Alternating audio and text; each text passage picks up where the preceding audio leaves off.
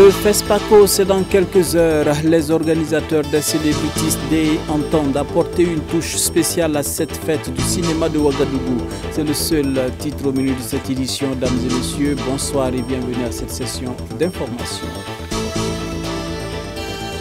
Afin d'apporter une touche innovante à la célébration du FESPACO dont la 29e édition commence samedi 22 février, les promoteurs des Celebrities Day ont dévoilé ce matin à Ouagadougou le chronogramme de leurs activités entrant dans le cadre du FESPACO 2025.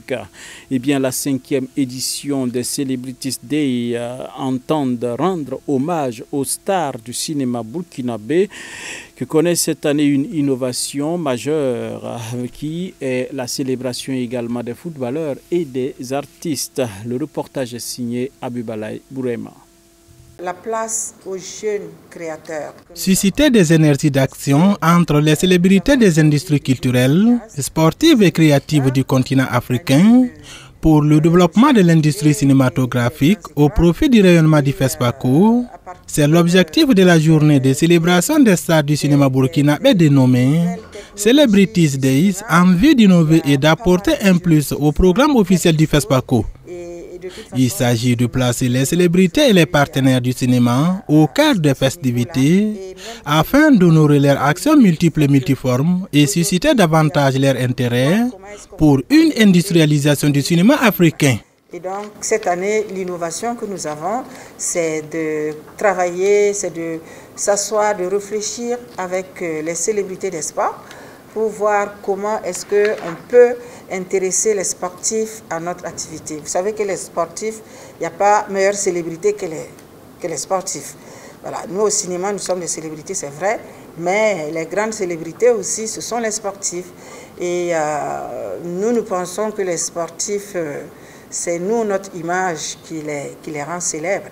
Et donc, il n'y a pas de raison pour nous qu'ils financent d'autres activités et ils ne pensent pas un peu à financer l'activité véritable même qui les a révélées. Parce que c'est par l'image qu'ils sont célèbres. Et nous pensons qu'il y a possibilité de mener un partenariat avec les célébrités sportives. Ils peuvent produire nos films, ils peuvent produire leurs histoires, ils peuvent construire des salles de ciné.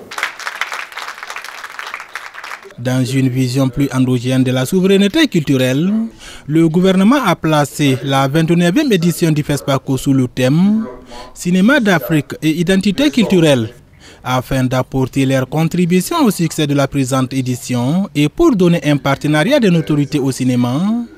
Casting Sud et ses partenaires prennent le pari de reconduire les Celebrities Days Acte 5 dans sa version innovante avec le soutien du FESPACO, du ministère de la Communication, de la Culture, des Arts et du Tourisme et le parrainage effectif de la délégation spéciale de l'Hôtel de Ville de Ouagadougou.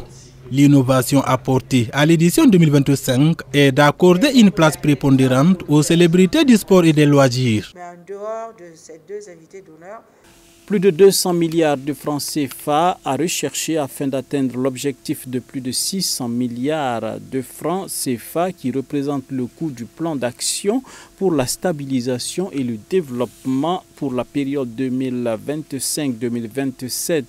C'est ce qui a laissé entendre le ministre des Sports, de la Jeunesse et de l'Emploi à l'occasion de la tenue de la revue annuelle du cadre sectoriel du dialogue à Ouagadougou. Était présent pour nous Abibalaï Bourema.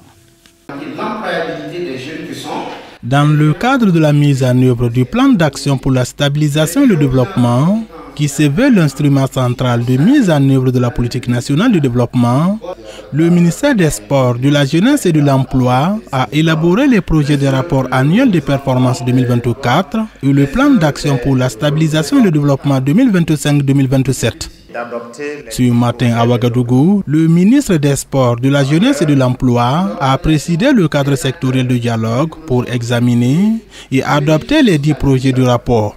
Ce cadre nous donne l'occasion d'examiner les insuffisances et les difficultés qui ont entravé la bonne exécution des activités, d'évaluer le niveau de mise en œuvre des recommandations et de proposer des mesures correctives. pour améliorer le fonctionnement ainsi que les performances du cadre sectoriel de dialogue, travail, emploi et protection sociale. L'année 2024 a été marquée par des résultats remarquables obtenus grâce à l'engagement de toutes les parties prenantes. Le taux d'exécution physique globale des activités s'établit à 79,47%, un niveau de performance que nous pouvons juger satisfaisant au regard du contexte national difficile, dominé par la crise sécuritaire et humanitaire, ainsi que par la rareté des ressources financières. La mise en œuvre efficace de ce plan ambitieux nécessite des ressources importantes. En effet, le coût global du plan d'action pour la stabilisation et le développement du cadre sectoriel de dialogue pour la période 2025-2027 s'élève à plus de 600 milliards, dont un montant de plus de 200 milliards à rechercher. Le ministre a renouvelé sa gratitude aux partenaires techniques et financiers pour leur appui constant et leur engagement qui demeure une source de motivation et de renforcement de nos capacités d'action. 18 février 2025, au cours d'une audience, les rapports publics des années 2022 et 2023 du Conseil supérieur de la communication, des rapports qui indiquent une nette amélioration dans les contenus des médias nationaux. Toutefois, l'enjeu de régulation des nouveaux médias reste d'actualité. Présent pour nous, Tounda Sida Salam Ouedraogo. Cette délégation, conduite par le président du Conseil supérieur de la communication, est venue remettre les rapports publics 2022 et 2023 au président du Faso, chef de l'État, le capitaine Ibrahim Traoré. Des rapports qui présentent les grands axes des multiples actions menées par l'instance de régulation au cours de ces années. Les rapports publics qui ont été présentés ce matin sont comptants pour les années 2022 et 2023. Nous avons pu présenter au chef de l'État l'état des médias de la communication dans notre pays durant l'année 2022 et l'année 2023, mais aussi toutes les activités qui ont été menées par le Conseil supérieur de la communication dans le sens de l'information, la sensibilisation, l'éducation aux médias et l'information, le contrôle des médias, donc ce qui a permis donc l'apaisement du climat social, mais aussi qui a permis de prendre en charge un certain nombre de choses, notamment les nouveaux problèmes issus donc des nouveaux médias. Ça a été également l'occasion pour nous de parler donc des perspectives pour l'année 2025, mais aussi l'ébauche de ce que nous avons pu amorcer à partir donc de l'adoption de la loi organique numéro 041 qui a jeté les bases de la refondation de notre institution, le Conseil supérieur de la communication. Les actions entreprises en termes de prévention ont en outre permis d'améliorer considérablement le contenu des médias, désormais en phase avec nos réalités, note le président du CSC. Ce qu'on peut retenir, c'est qu'il y a une nette amélioration de la qualité des contenus des médias au Burkina Faso. Vous savez, si on prend les médias classiques, nous n'avons plus beaucoup de problèmes sur ces médias. Parce qu'avec toutes les actions entreprises en termes de prévention, c'est-à-dire la formation des journalistes, la sensibilisation, l'éducation aux médias et à l'information, nous observons maintenant que le contenu des médias est satisfaisant. Nous avons des contenus qui prennent en compte nos sensibilités, nos valeurs nationales et qui promeuvent notre culture nationale. Et ce n'est pas pour autant que nous devons dormir sur nos lauriers. Nous devons redoubler de vigilance et poursuivre dans ce sens. Mais le problème se situe au niveau des nouveaux médias. Les nouveaux médias, c'est-à-dire les réseaux sociaux, qui aujourd'hui constituent un enjeu majeur de régulation. Parce que ça évolue vite et nous sommes toujours en train d'imaginer la solution pour anticiper, pour faire dans la prévention, la sensibilisation, l'éducation au numérique, pour amener donc nos compatriotes à faire attention à la désinformation qui est aujourd'hui à l'œuvre sur les réseaux sociaux. Le président du FASO a par ailleurs prodigué des conseils à la délégation sur les actions de communication à mener pour que le CSC puisse véritablement contribuer au rayonnement de notre pays, mais également à l'apaisement du climat social. L'association des servantes de Christ a tenu son habituelle journée de partage. Les femmes de l'église des Assemblées de Dieu du Burkina Faso sont allées communier avec les malades du centre hospitalier universitaire Yalgado Ouedraogo de Ouagadougou avec du savon, des oranges et du sucre, entre autres. Elles ont ainsi apporté le réconfort aux personnes souffrantes, non sans leur annoncer l'évangile. Tundasida Salam, Ouedraogo, Yannick Kabore. Communier avec les malades, semer des graines d'espoir en eux et partant, propager un évangile holistique. C'est l'objectif de cette journée de partage initiée ce dimanche 9 février 2025 par l'Association des servantes de Christ ASC. Munis de savon, d'orange, de sucre notamment, les femmes de l'église des Assemblées de Dieu du Burkina sont venues apporter du réconfort aux malades du centre hospitalier universitaire Yalgado Ouedraogo. La journée de partage, c'est pour obéir à l'ordre du Seigneur qui nous dit que l'évangile doit être holistique. C'est vrai que nous prêchons la parole de Dieu, mais nous devons aussi nous occuper de l'âme et de l'esprit. Et c'est pour cela que nous sommes là aujourd'hui. Chaque année, nous le faisons. Et ce n'est pas seulement à la journée de partage que nous agissons au sein de l'hôpital. Chaque dimanche, il y a une chorale qui se déplace, qui vient avec des oranges, du sucre, du savon, de l'argent pour soutenir l'aumônerie.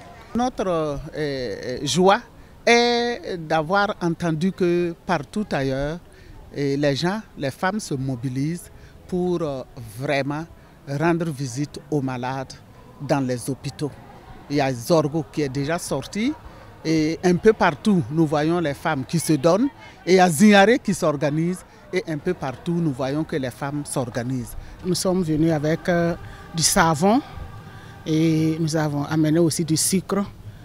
Et des biscuits pour la pédiatrie. Et des oranges aussi. Le sucre, nous avons 225 sachets à offrir aux malades, et à la maternité et aux enfants. Et pour les oranges, les 980 dans chaque kit, nous avons ajouté les oranges, 5 oranges par sachet. Chaque malade aura 5 oranges, 5 boules de savon. Et la maternité, au niveau de la maternité et de la pédiatrie, nous avons ajouté le sucre. Et on a pris un paquet de sucre pour 3 malades. Cette journée de partage, qui n'en est pas à sa première édition, suscite de plus en plus d'engouement chez les femmes, ce qui réjouit la première responsable de l'ASC. Nous voulons vraiment rendre grâce à notre Père Céleste parce que nous sentons que c'est un Dieu fidèle. Et année après année, nous sentons vraiment que les femmes ont de l'engouement pour cette activité. Toute la gloire à l'Éternel pour la présence de son esprit au sein de l'ASC ADBF. Parce que c'est cet esprit qui agit et qui donne la volonté, le vouloir et le faire aux femmes. Surtout, grand merci aux églises, aux pasteurs des églises locales qui permettent aux femmes de sortir et de mener cette activité-là. Que le Seigneur les bénisse et qu'il leur donne cette facilité de donner la facilité aux femmes d'œuvrer pour le Seigneur au nom de Jésus. Pour l'aumônier du CHU, cette initiative a un grand impact évangélique. L'Union chrétienne médicale et paramédicale, UCMP, n'en dira pas le contraire. Ça me réjouit beaucoup. Comme je travaille au milieu des malades, ça me donne la joie d'avoir que les malades puissent bénéficier de dons. Chaque fois quand ils rentrent dans les services pour distribuer, il y a d'autres personnes même qui leur demandent, même les personnels qui demandent de prier pour eux. Et ils prient avant de continuer sur d'autres.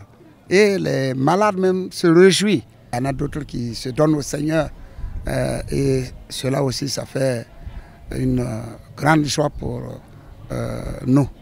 Notre mot, c'est pour remercier l'ASC pour cette activité Et notre prière est que Dieu leur donne la force et puis les moyens pour qu'ils puissent continuer cette œuvre-là à tout moment. Nous apprécions cette activité à sa juste valeur et nous bénissons le Seigneur pour ce qu'il fait au travers de cette activité. Parce que c'est une activité au cours de laquelle la parole de Dieu est partagée à tous les malades au sein de notre hôpital. Et vraiment, il y a des répercussions très positives. C'est de nature à faciliter l'accès des malades à l'évangélisation. Parce que nous le faisons quotidiennement, puisque l'UCMP, c'est quoi? C'est faire connaître Jésus à nos collègues et aux malades. Et cette activité-là, tous, et les malades et les collègues, c'est une activité, je veux dire, d'amour exprimé pour les malades. La journée de partage a été initiée depuis 1996 par l'Association des servants de Christ du Burkina. L'ASC nationale, après cette édition, entend en outre améliorer le contenu de l'activité en vue d'aider le plus grand nombre et ainsi obéir à la parole du Seigneur. On s'arrête là pour ce soir, dames et messieurs. Merci d'avoir été des nôtres. Prenons rendez-vous demain pour d'autres actualités sur la télévision de la famille. Bonsoir chez vous. Que Dieu bénisse notre cher pays, le Burkina Faso.